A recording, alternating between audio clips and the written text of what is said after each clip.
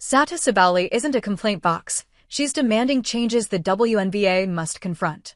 Terrible, Satou Sabally said of the WNBA scheduling this year. Come on, man, Patrick Beverley quipped in reply.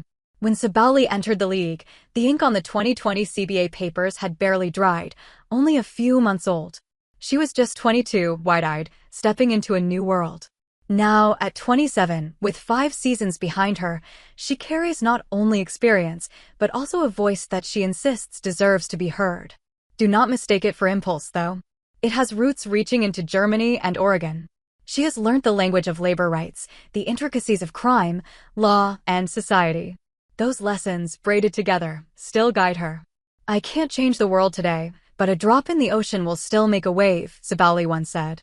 And indeed, her WNBA drop has rippled outward. However, for some, that same wave does not soothe but rings, sharp and unrelenting in their ears. And it is not just Patrick Beverley.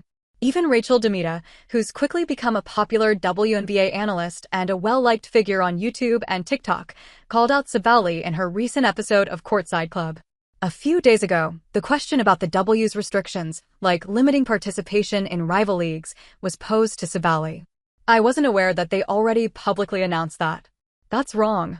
I made more money at Unrivaled than any year in my entire WNBA career, she said without flinching. The candor was striking, but candor often draws fire. Demita dissected those very lines. The thing that stood out to me the most about this was that Satou said, I wasn't aware that was made public yet. Well, Satou was the one who made that information public on her TikTok, she countered. That TikTok did carry a declaration of sorts. I could go on a whole rant. And we still make more money at Unrivaled or overseas, which they want us to stop playing in too. Yet, to be fair, Sabally's TikTok is pretty recent. Storm's Gabby Williams, around late July, had already taken aim at the WNBA for trying to edge out leagues like the Unrivaled and Athletes Unlimited. Still, without nuance and a calendar, Sabally can seem like a complaint box to many, repeatedly advocating for player rights with phrases like a slap in the face. Satou herself addressed this once, saying, I feel like that it's only men that are in my comments harassing me when I complain about the number of games, when I complain about anything.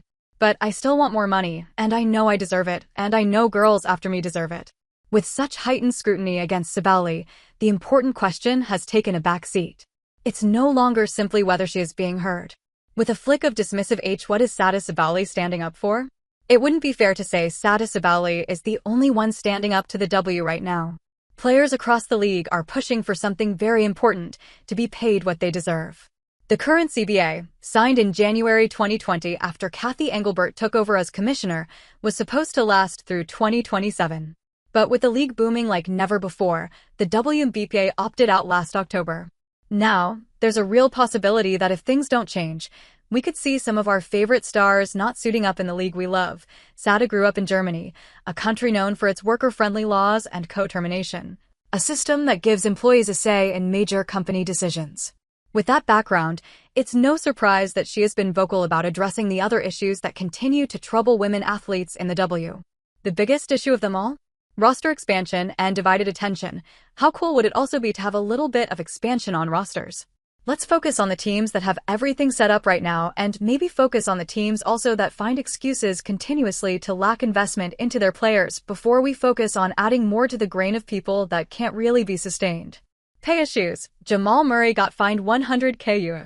Glad he didn't get suspended and the fine is justified, but zam. More than our full rookie salary, lol. Overloaded and inequitable schedules. Cathy Engelbert added a lot of games, and for us as players, recovery is so important. We put our bodies on the line every single time. We had 9 games in 18 days. That's not really responsible for a commissioner. Other teams have like 3 back-to-backs. There are a lot of things that we could clean up in terms of scheduling.